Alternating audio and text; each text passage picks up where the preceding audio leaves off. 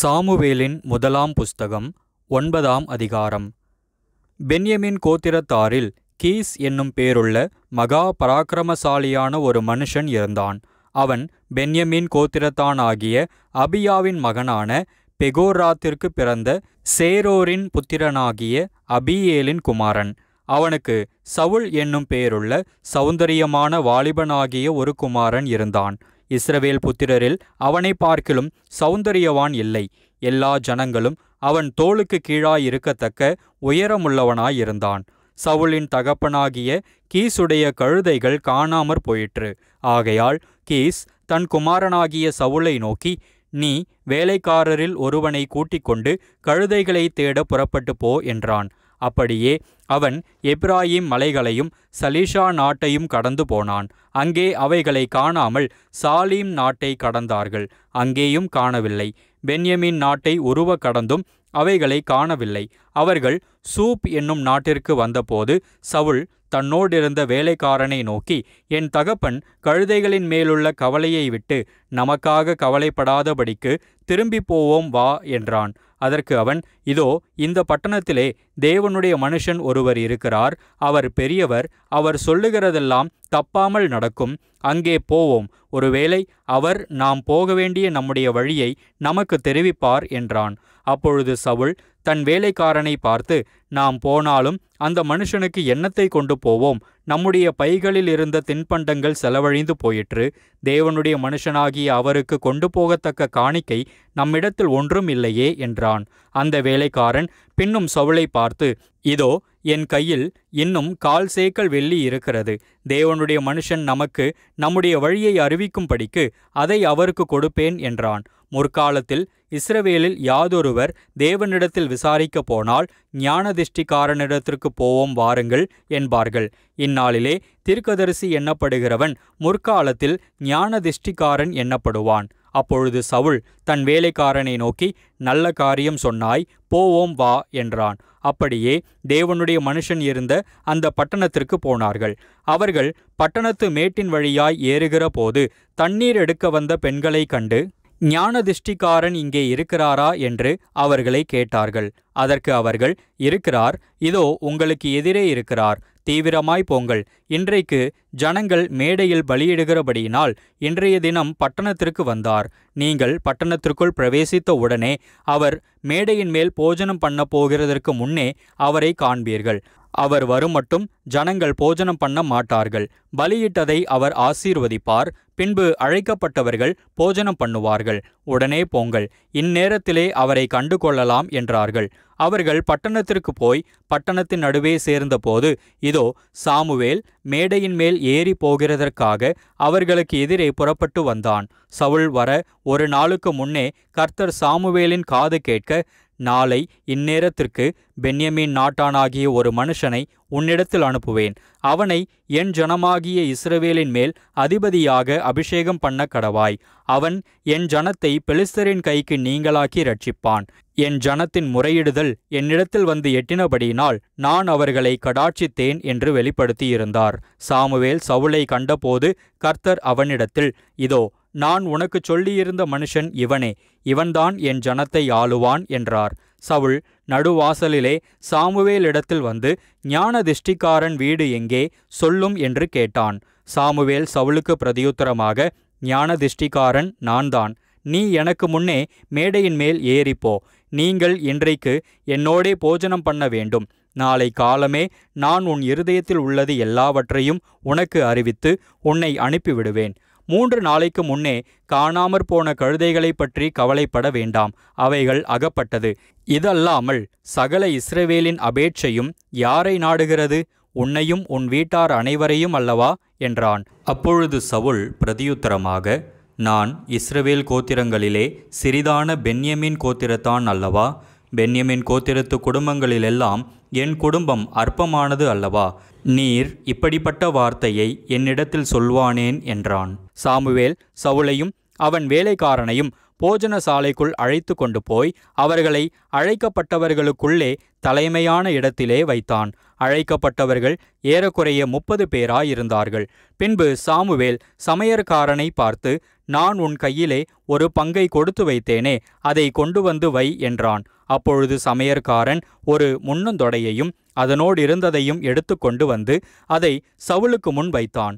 அப்பொழுது சாமுவேல், இதோ இது உனக்கென்று வைக்கப்பட்டது, இதை உனக்கு முன்பாக வைத்து சாப்பிடு. நான் ஜனங்களை விருந்துக்கு அழைத்தது முதல் இதுவரைக்கும் இது உனக்காக வைக்கப்பட்டிருந்தது என்றான். அப்படியே சவுல் அன்றைய தினம் சாமுவேலோடே சாப்பிட்டான். அவர்கள் மேடையிலிருந்து பட்டணத்திற்கு இறங்கி வந்த பின்பு அவன் மேல் வீட்டிலே சவுலோடே பேசி கொண்டிருந்தான். அவர்கள் அதிகாலமே கிழக்கு வெளுக்கிற நேரத்தில் எழுந்திருந்த போது சாமுவேல் சவுலை மேல் வீட்டின் மேல் அழைத்து, நான் உன்னை அனுப்பிவிடும்படிக்கு ஆயத்தப்படு என்றான். சவுல் ஆயத்தப்பட்ட போது அவனும் சாமுவேலும் இருவருமாக வெளியே புறப்பட்டார்கள். அவர்கள் பட்டணத்தின் கடைசி மட்டும் இறங்கி வந்தபோது சாமுவேல் சவுலை பார்த்து, வேலைக்காரனை நமக்கு முன்னே நடந்து போகச் சொல் என்றான். அப்படியே அவன் நடந்து போனான். இப்பொழுது நான் தேவனுடைய வார்த்தையை உனக்கு தெரிவிக்கும்படிக்கு நீ சற்றே தரித்து நில் என்றான். சாமுவேலின் முதலாம் புஸ்தகம் 10ஆம் அதிகாரம். அப்பொழுது சாமுவேல் தைல குப்பியை எடுத்து அவன் தலையின் மேல் வார்த்து அவனை முத்தஞ்செய்து, கர்த்தர் உன்னை தம்முடைய சுதந்திரத்தின் மேல் தலைவனாக அபிஷேகம் பண்ணினார் அல்லவா? நீ இன்றைக்கு என்னை விட்டு போகிறபோது பென்யமீன் எல்லையாகிய செல்சாகில் ராகேலின் கல்லறை அண்டையில் 2 மனுஷரை காண்பாய். அவர்கள் உன்னை பார்த்து, நீ தேடப்போன கழுதைகள் அகப்பட்டது. இதோ உன் தகப்பன் கழுதைகளின் மேலிருந்த கவலையை விட்டு உங்களுக்காக விசாரப்பட்டு என் மகனுக்காக என்ன செய்வேன் என்கிறான் என்று சொல்லுவார்கள். நீ அவ்விடத்தை விட்டு அப்புறம் கடந்து போய் தாபோரிலுள்ள சமபூமியில் சேரும்போது தேவனை பணியும்படி பெத்தேலுக்கு போகிற 3 மனுஷர் அங்கே உன்னை கண்டு சந்திப்பார்கள். ஒருவன் 3 ஆட்டுக்குட்டிகளையும், இன்னொருவன் 3 அப்பங்களையும், வேறொருவன் திராட்சரசமுள்ள ஒரு துருத்தியையும் கொண்டு வந்து உன்னுடைய சுக செய்தியை விசாரித்து உனக்கு 2 அப்பங்களை கொடுப்பார்கள். அவைகளை நீ அவர்கள் கையிலே வாங்க வேண்டும். பின்பு பெலிஸ்தரின் தானயம் இருக்கிற தேவனுடைய மலைக்கு போவாய். அங்கே நீ பட்டணத்திற்குள் பிரவேசிக்கையில் மேடையிலிருந்து இறங்கி வருகிற தீர்க்கதரிசிகளின் கூட்டத்திற்கு எதிர்ப்படுவாய். அவர்களுக்கு முன்பாக தம்புரும் மேளமும் நாகசுரமும் சுரமண்டலமும் போகும். அவர்கள் தீர்க்க தரிசனம் சொல்லுவார்கள். அப்பொழுது கர்த்தருடைய ஆவி உன்மேல் இறங்குவார். நீ அவர்களோடே கூட தீர்க்க தரிசனம் சொல்லி வேறு மனுஷன் ஆவாய். இந்த அடையாளங்கள் உனக்கு நேரிடும்போது சமயத்துக்கு ஏற்றபடி நீ செய். தேவன் உன்னோடே இருக்கிறார். நீ எனக்கு முன்னே கில்காலுக்கு இறங்கிப்போ. சர்வாங்க தகன பலிகளையும் சமாதான பலிகளையும் செலுத்தும்படிக்கு நான் உன்னிடத்தில் வருவேன். நான் உன்னிடத்தில் வந்து நீ செய்ய வேண்டியதை உனக்கு அறிவிக்கு மட்டும் 7 நாள் காத்திரு என்றான். அவன் சாமுவேலை விட்டு போகும்படி திரும்பின போது தேவன் அவனுக்கு வேறே இருதயத்தை கொடுத்தார். அந்த அடையாளங்கள் எல்லாம் அன்றைய தினமே நேரிட்டது. அவர்கள் அந்த மலைக்கு வந்தபோது இதோ தீர்க்கதரிசிகளின் கூட்டம் அவனுக்கு எதிராக வந்தது. அப்பொழுது தேவனுடைய ஆவி அவன் மேல் இறங்கினதினால் அவனும் அவர்களுக்குள்ளே தீர்க்கதரிசனம் சொன்னான். அதற்கு முன்னே அவனை அறிந்தவர்கள் எல்லாரும் அவன் தீர்க்கதரிசிகளோடு இருந்து தீர்க்கதரிசனம் சொல்லுகிறதை கண்டபோது, கீசின் குமாரனுக்கு வந்தது என்ன? சவுலும் தீர்க்கதரிசிகளில் ஒருவனோ என்று அந்த ஜனங்கள் ஒருவரோடொருவர் சொல்லிக் கொண்டார்கள். அதற்கு அங்கே இருக்கிறவர்களில் ஒருவன், இவர்களுக்கு தகப்பன் யார் என்றான். ஆதலால் சவுலும் தீர்க்கதரிசிகளில் ஒருவனோ என்பது பழமொழியாயிற்று. அவன் தீர்க்கதரிசனம் சொல்லி முடிந்த பின்பு மேடையின் மேல் வந்தான். அப்பொழுது சவுலுடைய சிறிய தகப்பன், நீங்கள் எங்கே போனீர்கள் என்று அவனையும் அவன் வேலைக்காரனையும் கேட்டான். அதற்கு அவன், நாங்கள் கழுதைகளை தேடப்போய் அவைகளை எங்கும் காணாதபடியினால் சாமுவேலிடத்துக்கு போனோம் என்றான். அப்பொழுது சவுலின் சிறிய தகப்பன், சாமுவேல் உங்களுக்கு சொன்னது என்ன? அதை சொல் என்றான். சவுல் தன் சிறிய தகப்பனை பார்த்து, கழுதைகள் அகப்பட்டது என்று எங்களுக்கு தீர்மானமாய் சொன்னார் என்றான். ஆனாலும் ராஜ்யபாரத்தை பற்றி சாமுவேல் சொன்னதை அவனுக்கு அறிவிக்கவில்லை. சாமுவேல் ஜனங்களை மிஸ்பாவிலே கர்த்தரிடத்தில் வரவழைத்து இஸ்ரவேல் புத்திரரை நோக்கி, இஸ்ரவேலின் தேவனாகிய கர்த்தர் சொல்லுகிறது என்னவென்றால், நான் இஸ்ரவேலை எகிப்திலிருந்து புறப்பட பண்ணி உங்களை எகிப்தியர் கைக்கும் உங்களை இறுகப் பிடித்த எல்லா ராஜ்யத்தாரின் கைக்கும் நீங்களாக்கி விட்டேன். நீங்களோ உங்களுடைய எல்லா தீங்குகளுக்கும் நெருக்கங்களுக்கும் உங்களை நீங்களாக்கி இரட்சித்த உங்கள் தேவனை இந்நாளிலே புறக்கணித்து ஒரு ராஜாவை எங்கள் மேல் ஏற்படுத்தும் என்று அவரிடத்தில் கேட்டுக்கொண்டீர்கள். இப்பொழுது கர்த்தருடைய சந்நிதியில் உங்கள் வம்சங்களின்படியேயும் ஆயிரங்களான உங்கள் சேர்வைகளின்படியேயும் வந்து நில்லுங்கள் என்றான். சாமுவேல் இஸ்ரவேலின் கோத்திரங்களை எல்லாம் சேர பண்ணின பின்பு பென்யமீன் கோத்திரத்தின் மேல் சீட்டு விழுந்தது. அவன் பென்யமீன் கோத்திரத்தை அதனுடைய குடும்பங்களின்படியே சேர பண்ணின பின்பு மாத்திரி குடும்பத்தின் மேலும் அதிலே கீசின் குமாரனாகிய சவுலின் மேலும் சீட்டு விழுந்தது. அவனை தேடின போது அவன் அகப்படவில்லை. அவன் இனி இங்கே வருவானா என்று அவர்கள் திரும்ப கர்த்தரிடத்தில் விசாரித்த போது, இதோ அவன் தளவாடங்கள் இருக்கிற இடத்திலே ஒளித்து கொண்டிருக்கிறான் என்று கர்த்தர் சொன்னார். அப்பொழுது அவர்கள் ஓடி அங்கே இருந்து அவனை அழைத்து கொண்டு வந்தார்கள். அவன் ஜனங்கள் நடுவே வந்து நின்றபோது எல்லா ஜனங்களும் அவன் தோளுக்கு கீழாயிருக்கத்தக்க உயரமுள்ளவனாயிருந்தான். அப்பொழுது சாமுவேல் எல்லா ஜனங்களையும் நோக்கி, கர்த்தர் தெரிந்து கொண்டவனை பாருங்கள், சமஸ்த ஜனங்களுக்குள்ளும் அவனுக்கு சமானமானவன் இல்லை என்றான். அப்பொழுது ஜனங்கள் எல்லாரும் ஆர்ப்பரித்து, ராஜா வாழ்க என்றார்கள். சாமுவேல் ராஜாங்கத்தின் முறையை ஜனங்களுக்கு தெரிவித்து அதை ஒரு புஸ்தகத்தில் எழுதி கர்த்தருடைய சந்நிதியில் வைத்து ஜனங்களை எல்லாம் அவரவர் வீட்டுக்கு அனுப்பிவிட்டான். சவுலும் கிபியாவிலிருக்கிற தன் வீட்டுக்கு போனான். இராணுவத்தில் தேவன் எவர்கள் மனதை ஏவினாரோ அவர்களும் அவனோடே கூட போனார்கள். ஆனாலும் பேலியாளின் மக்கள், இவனா நம்மை இரட்சிக்கப் போகிறவன் என்று சொல்லி அவனுக்கு காணிக்கை கொண்டு வராமல் அவனை அசட்டை பண்ணினார்கள். அவனோ காது கேளாதவன் போல இருந்தான். சாமுவேலின் முதலாம் புஸ்தகம் 11ஆம் அதிகாரம்.